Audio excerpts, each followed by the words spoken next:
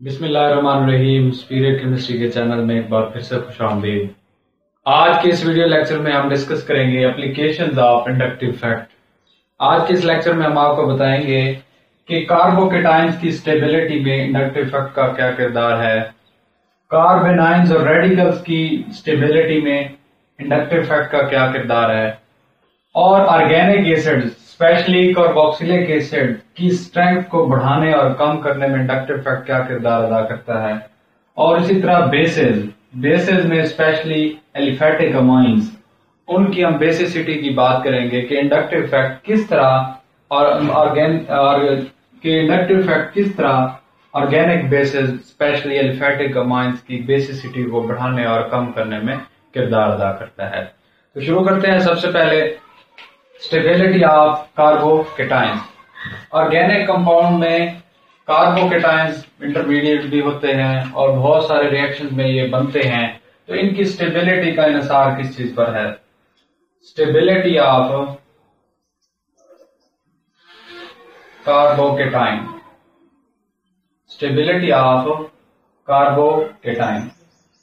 जब कार्बन के ऊपर पॉजिटिव चार्ज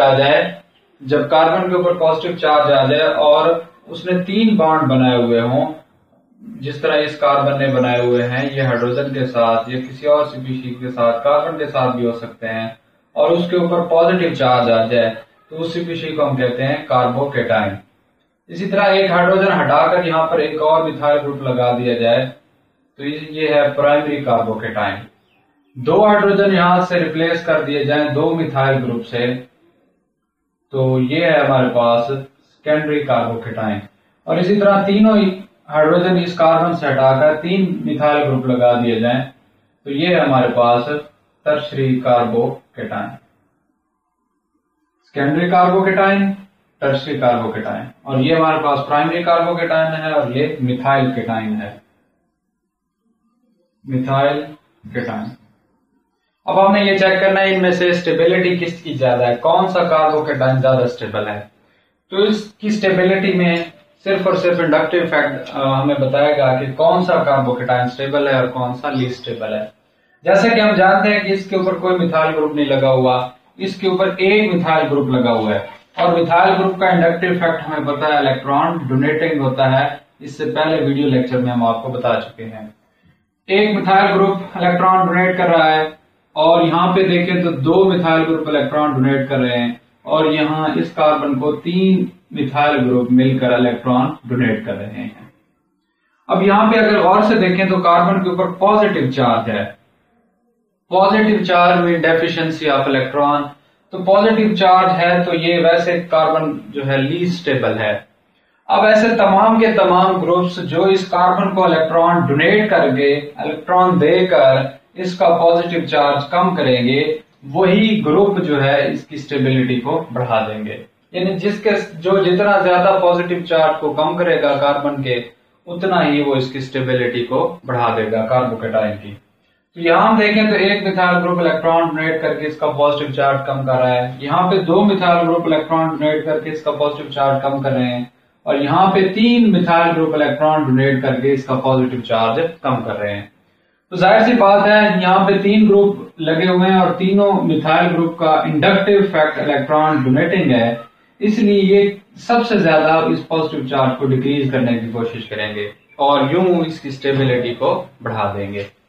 तो इस सूरत हाल में primary methyl cation, primary carbocation, secondary और टर्शरी में से अगर हम स्टेबिलिटी की बात करें तो tertiary carbocation is the most stable one. ये वाला सबसे ज्यादा स्टेबल होगा क्योंकि 3 मिथाइल ग्रुप इलेक्ट्रॉन डोनेट कर रहे हैं और इस पॉजिटिव चार्ज को कम कर रहे हैं। यहाँ पे अगर हम इसके बाद देखें तो फिर सेकेंडरी कार्बोकेटाइन, फिर उसके बाद हम देखें तो प्राइमरी कार्बोकेटाइन, और at the end methyl cation. Stability का ऑर्डर ये होगा, टर्शरी कार्बोकेटाइन ज्यादा स्टेबल, सेकेंडरी, फिर प्राइमरी, और एट द एंड फिर हमारे पास मिथाइल केटाइन। एक रीजन इंडक्टिव फैक्ट की ये है, दूसरी उसके बाद एक हाइपर कॉन्जुगेशन की होती है। वो इससे हम इंशाल्लाह जब हाइपर कॉन्जुगेशन डिस्कस को स्टडी करेंगे तो उसमें एक और फैक्टर भी है जो इसकी स्टेबिलिटी को बढ़ाता है, लेकिन वो हाइपर कॉन्जुगेशन वाले लेक्चर में हम पढ़ाएंगे आपको। ये है कार्बोकेटाइन। जिसकी स्टेबिलिटी में इंडक्टिव इफेक्ट का बहुत बड़ा रोल है। इस तरह ये स्टेबलाइज कर रहे हैं। उसके बाद हम बात करते हैं stability of carbanion, stability of carbanions and radicals. Carbanion क्या चीज है? इसी तरह जब कार्बन ने 3 बॉन्ड बनाए हुए और उसके ऊपर पॉजिटिव चार्ज आ जाए तो वो है कार्बोकेटाइन, और जब कार्बन ने 3 बॉन्ड बनाए हुए हों और उसके ऊपर नेगेटिव चार्ज आ जाए उसे हम कहते हैं कार्बेनाइन। यह है मिथाइल कार्बेनाइन। और उसके बाद इसी तरह एक हाइड्रोजन को अगर हम रिप्लेस कर दें मिथाइल ग्रुप से CH2 नेगेटिव, तो ये है प्राइमरी कार्बेनाइन। और इसी तरह 2 हाइड्रोजन रिप्लेस कर दें अगर हम मिथाइल ग्रुप से, तो ये है हमारे पास सेकेंडरी कार्बेनाइन। और तीनों हाइड्रोजन अगर रिप्लेस कर दें कार्बन मिथाइल ग्रुप से, तो ये हमारे पास है टर्शरी कार्बेनाइन। कार्बन के ऊपर नेगेटिव चार्ज और उसने आगे फर्दर 3 बॉन्ड बनाए हुए हों तो उसे हम कहते हैं कार्बेनाइन। तो इनकी स्टेबिलिटी का ऑर्डर क्या होगा? अब अगर आप यहां गौर से देखें तो कार्बन के ऊपर नेगेटिव चार्ज है। नेगेटिव चार्ज का मतलब क्या है? Electron rich. पहले से इसके पास इलेक्ट्रॉन की बहुत ज्यादा तादाद मौजूद है वाफिर मिकदार में। ऐसे समझ लें इसके ऊपर एक किस्म का बोझ है नेगेटिव चार्ज का। अब मिथाइल ग्रुप जितने लगे होंगे, उनको मिथाइल ग्रुप का इंडक्टिव इफेक्ट हमें पता है, इलेक्ट्रॉन डोनेटिंग है, तो ये मजीद इसे इलेक्ट्रॉन डोनेट करके इसके बोझ को मजीद बढ़ाएंगे। ये 2 मिथाइल ग्रुप यहाँ पे इलेक्ट्रॉन डोनेट करेंगे और यहाँ पे 3 मिथाइल ग्रुप इलेक्ट्रॉन डोनेट करके इसका बोझ और ज्यादा बढ़ा देंगे। एज अ रिजल्ट होगा क्या? जितने मिथाइल ग्रुप ज्यादा लगे होंगे कार्बेनाइन पे, उतना ही उसकी स्टेबिलिटी कम होती जाएगी। यहाँ पे कोई मिथाइल ग्रुप नहीं लगा हुआ, यहाँ पे 1 लगा हुआ है। इस सेकेंडरी कार्बेनाइन में 2 मिथाइल ग्रुप लगे हुए हैं और यहाँ पे टर्शरी में 3 मिथाइल ग्रुप लगे हुए हैं। तो एज रिजल्ट होगा क्या? ये 3 मिथाइल ग्रुप ज्यादा इलेक्ट्रॉन डोनेट करके इस कार्बन के ऊपर नेगेटिव चार्ज को मजीद बढ़ाने की कोशिश करेंगे। तो जाहिर सी बात है जितना इसका नेगेटिव चार्ज मजीद बढ़ाएंगे उसकी स्टेबिलिटी कम हो जाएगी। तो यूं इस कार्बेनाइन के केस में टर्शरी कार्बोकेटाइन लीस्ट स्टेबल हो जाता है। यहां टर्शरी कार्बोकेटाइन के केस में टर्शरी कार्बोकेटाइन ज्यादा स्टेबल है, और यहां इस केस में टर्शरी कार्बेनाइन के केस में ये टर्शरी कार्बेनाइन जो है लीस्ट स्टेबल। वजह, यहाँ पॉजिटिव चार्ज को 3 ग्रुप डोनेट करके स्टेबल कर रहे थे, यहाँ नेगेटिव चार्ज को 3 ग्रुप डोनेट करके इसका नेगेटिव चार्ज मजीद बढ़ा रहे हैं। तो टर्शरी कार्बोकेटाइन लीस्ट स्टेबल होगा, फिर सेकेंडरी, फिर प्राइमरी और एट द एंड मिथाइल कार्बेनाइन।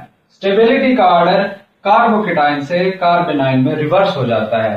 तो इस सूरत हाल में ये जो टर्शरी कार्बेनाइन है ये लीस्ट स्टेबल होगा, सबसे कम स्टेबल होगा, और उसके बाद सेकेंडरी और फिर प्राइमरी और एट द एंड जो है स्टेबिलिटी मिथाइल कार्बेनाइन की ज्यादा होगी। इन तीनों की निस्बत मिथाइल कार्बेनाइन जिसके ऊपर कोई भी इलेक्ट्रॉन डोनेटिंग ग्रुप नहीं लगा हुआ, तो वो इसकी स्टेबिलिटी ज्यादा होगी। इस सूरत हाल में 1 ग्रुप लगा हुआ है, इस सूरत हाल में 2 लगे हुए हैं और यहाँ पे 3 डोनेट कर रहे हैं। इस तरह स्टेबिलिटी का order left to right decrease होता जाएगा। ये टर्शरी कार्बेनाइन लीस्ट स्टेबल होगा और ये जो मिथाइल कार्बेनाइन है मोस्ट स्टेबल होगा। इस सूरत हाल में क्या था? मिथाइल केटाइन लीस्ट स्टेबल था और टर्शरी कार्बोकेटाइन मोस्ट स्टेबल था। इसी तरह रेडिकल की बात करें तो उसकी सूरत हाल में भी यही होगी। रेडिकल क्या होता है? जब कार्बन के ऊपर odd number of electron, 1 electron मौजूद हो, तो उस सूरत हाल में भी ऑर्डर यही रहेगा,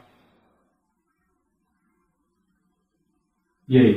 अब कार्बन के ऊपर 1 इलेक्ट्रॉन मौजूद है, वहां नेगेटिव चार्ज में negative mean pair of electron, तो यहाँ पे अब 1 इलेक्ट्रॉन मौजूद है। इसकी स्टेबिलिटी का ऑर्डर भी वही होगा जो कार्बेनाइन की स्टेबिलिटी का ऑर्डर है, यानी methyl radical will be the most stable, उसके बाद फिर प्राइमरी रेडिकल, फिर सेकेंडरी रेडिकल, फिर टर्शरी रेडिकल।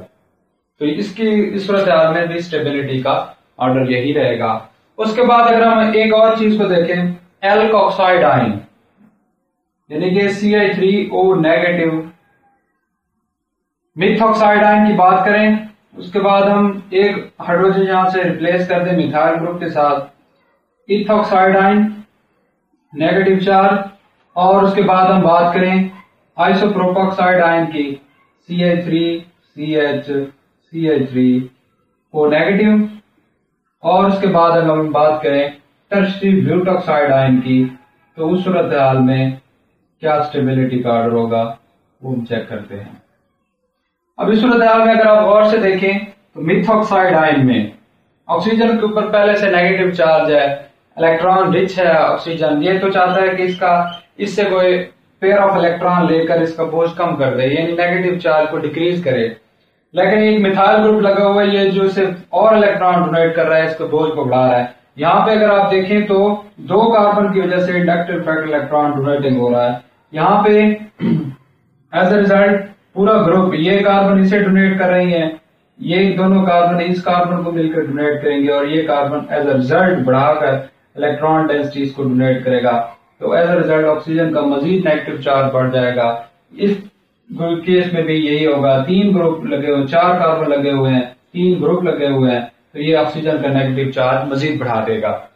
तो स्टेबिलिटी का ऑर्डर वही रहेगा, सबसे लीस्ट स्टेबल जिसके ऊपर ज्यादा ग्रुप लगे हुए हैं, जो ज्यादा इलेक्ट्रॉन डोनेट कर रहे हैं इस ऑक्सीजन को, उसके बाद ये सेकेंडरी एल्कोक्साइड आयन, फिर प्राइमरी वाला और at the end methoxide ion.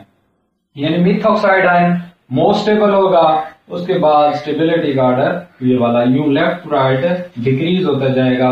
ये मोस्ट स्टेबल, लीस्ट स्टेबल और थोड़ा सा कम स्टेबल, और ये जो टर्शियरी ब्यूटॉक्साइड आयन है ये लीस्ट स्टेबल होगा अमंग द एल्कोक्साइड आयंस।